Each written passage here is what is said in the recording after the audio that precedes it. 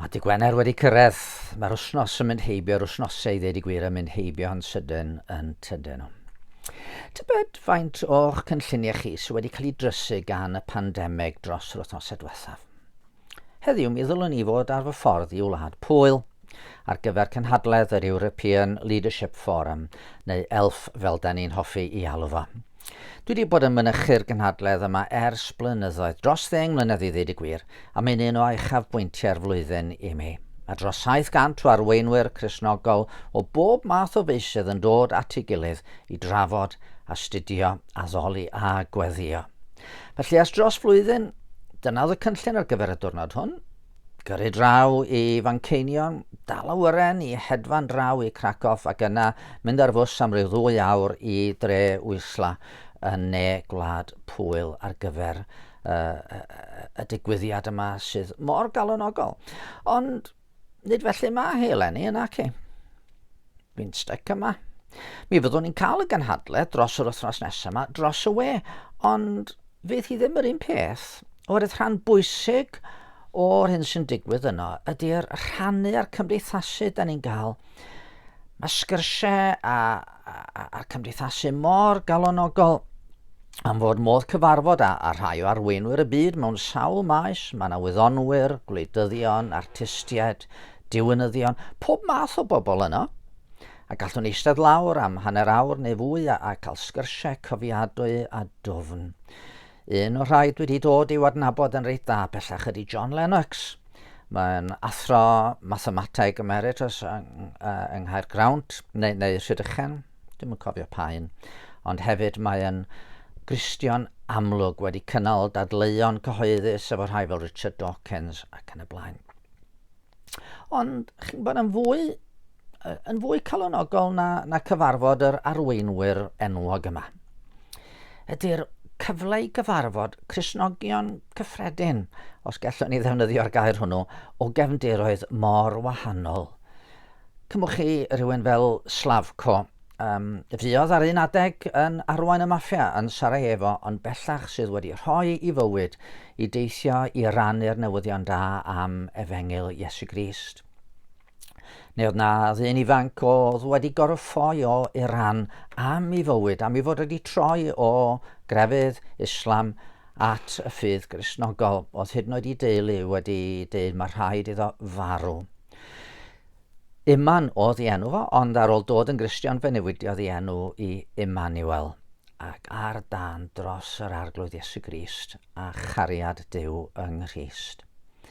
A mae llun a fedrai mwy henwyn o gyd, Zef o Albania, Alten o Albania, Emmanuel o Romania, pob math o wahanol rai, Jes yn weithiwr yn yr Almaen.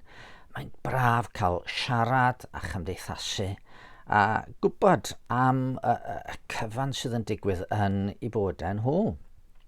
Felly mae rhai cyfaddau. Pan ddealles i na fyddwn ni ddim yn cael teithio, wel, oedd hi'n siom braidd. Be newch chi pan ma'ch cynlluniau chi'n cael i drysu tybed? Cwyno? Protestio?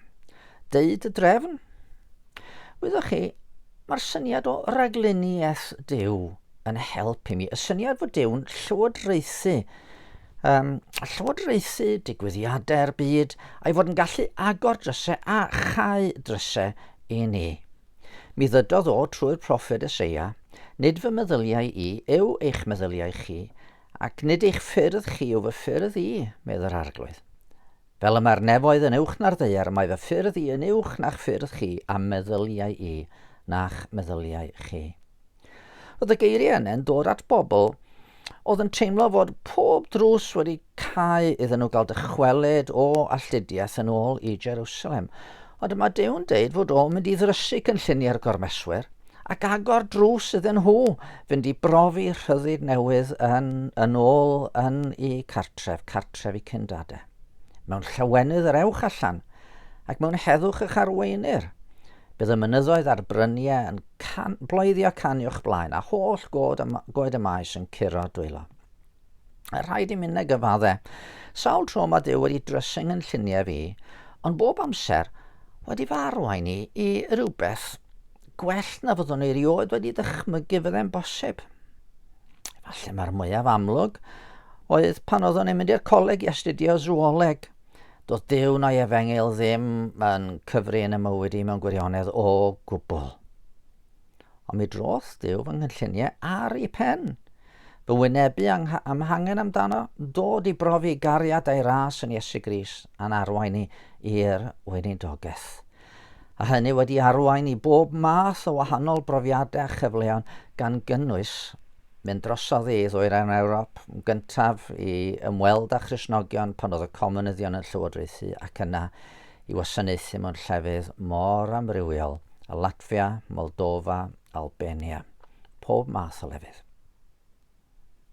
Ac felly yn y dryswch presennol, da ni yn yr eglwysi wedi gorfod ailfeddwl sut da ni'n gwneud pethau, gan a chawn ni gyfarfod ar y funud yn capeli a'n eglwysi, a wedi gorfod mynd i ffeindio ffyrdd o rannu'r neges ar y we ac yn y blaen. Ond edrychwch beth sydd wedi digwydd.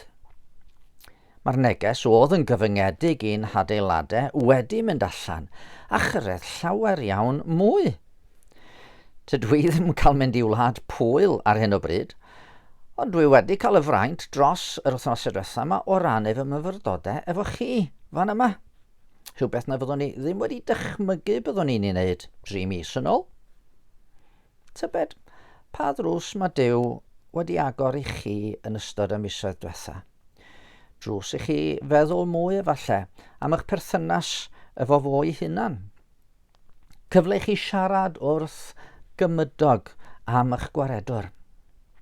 Cyfle i chi wrando ar y gair o'r Gell a myfyrio ar yr hyn mae Dyw'n ddeud wrthoch chi trwy hyn i gyd.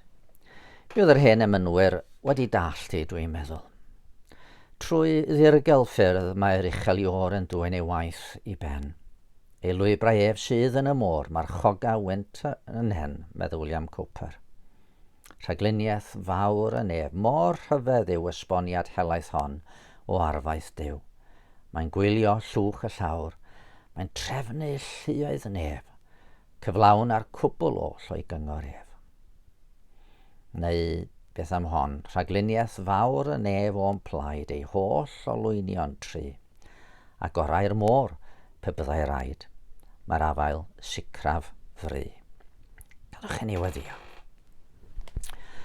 Arglwydd, da ni'n gorfod cyfadden a tydan ni ddim yn deall y ffyrdd di, ac yn aml mae dy ffyrdd yn ymddangos i ni fel dryswch.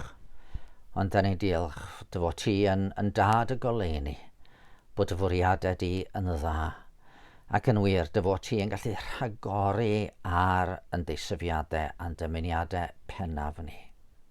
Cymer afel yn bob un ohono ni o dad, ac agor ddrws i ni rwan, i brofi dy gariad yn fwy dwfn ag erioed ar blaen, trwy Iesu Grist yn harglwydd. Amen. Wel, mod i yn mynd i fod yn y gynhadledd yma dros yr wythnos nesaf, dwi'n gobeithio byddai'n dal i fedru rhannu chydig bach efo chi bob bore. A felly, dowch yn ôl dy llun, a gewch chi glywed gobeithio rhywfaint fwy o fyfyrdodau, ond hefyd cofiwch y Sul. Mi fydd gwasanaeth o Capel y Ffynnon yn cael i gyhoeddi ar y we yr un fath ag o'r blaen. A John Perry, hogyn sydd wedi dysgu Cymraeg, wedi cael ei enni'n blentyn yn fab i genhadon draw yn y dwyrain pell, ond sydd bellach yn gweinidogeuthau lawr yn Rhydaman, a mae John yn mynd i fod yn rhannu neges yr arglwydd bore dydd Sul. Dan eich bendith.